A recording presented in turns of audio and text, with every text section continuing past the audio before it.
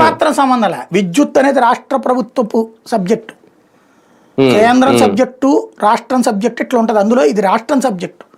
వాస్తవం 2019లోనే అమ్మడానికి ప్లాన్ చేశారు. చిట్ట చివరిలో సంస్థ అంటే ఇక్కడ ఇందులో కార్పొరేట్ దోపిడీ కూడా ఉంటుందండి. వీళ్ళు ఎట్లా అమ్ముతున్నారు?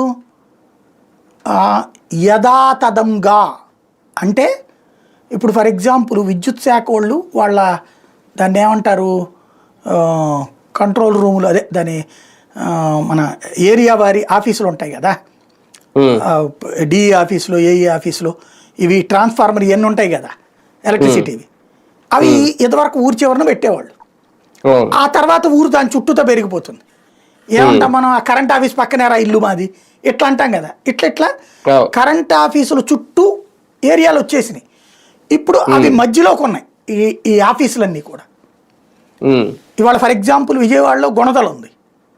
వీళ్ళు అది తీసుకుని అక్కడ పెట్టిన రోజుల్లో గుణదల పవర్ స్టేషను అది 3,000 2,000 అట ఎకరం ఆ ఏరియా. ఇవాళ అక్కడ ఎకరం వచ్చేటప్పటికి 5 కోట్లేం బలుకుతుంది, 5 కోట్లు 10 కోట్లు బలుకుతుంది. అది దగ్గరగా ఒక 50 ఎకరాలు 100 ఎకరాలు ఉంటుంది. ఇవన్నీ యథాతథంగా ఇచ్చేస్తారు వాళ్ళకి, ఆ కరెంట్ సంస్థలకి. వాడు ఎంత సంపాదిస్తాడో చూడండి. 1,00,00,000 కోట్లు ఫ్రీ. దానికి గాను వీళ్ళకి 5,000 కోట్లు 10,000 కోట్లు పార్టీ ఫండింగ్ విడిగా పంపిస్తాడు. అంటే ఇక్కడని కాదు, ఏ రాష్ట్రంలో అట్లా తప్పుడు పని చేసేవాళ్ళు. ఈ స్థలాల వాల్యూతోనే వాడు అది కొనేసుకోవచ్చు, స్థలాల వాల్యూతోనే కొనేసుకోవచ్చు కరెంట్ ఆఫీసులు. ఈ స్థలాల వాల్యూలో 10వ వంతండి ఒరిజినల్గా వీళ్ళు ఇచ్చేది రేపు రేటు అమ్మటానికి. గవర్నమెంట్కి వచ్చే డబ్బులు స్థలాల వాల్యూలో 10వ వంతే. ఈ స్థలాలు తాకట్టు పెట్టుకున్నాడు ఇచ్చేసుకోవచ్చు. అది పెద్ద సీన్ నడుస్తుంది. పెద్ద కోటీశ్వరులు దిగుతారు చేస్తే మాత్రం.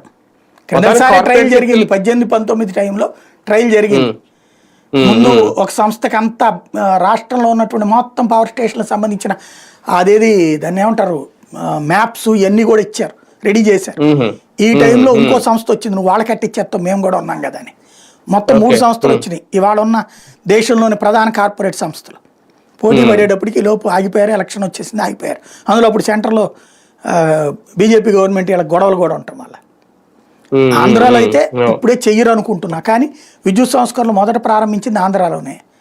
కాబట్టి ఆ బడా సంస్థలు కనుక ఏలు పెడితే చెయ్యొచ్చు. అదానీలు అంబానీలు ఏలు పెడితే జగన్ కూడా నోరు మీద పడవు. కానీ ఇప్పటికీ ప్రీపెయిడ్ మీటర్లు వెనక మొత్తం అదానీ వస్తుంది అనేది జరుగుతుంది. ఖచ్చితంగా అదానీ రేపొద్దున ఒకవేళ లేట్ అయినా కార్పొరేట్ శక్తుల చేతిలోకి అయితే, ప్రైవేట్ చేతిలోకి అయితే వెళ్తుంది విద్యుత్ సంస్థలు. రైట్ చూద్దాం. మొత్తానికి విద్యుత్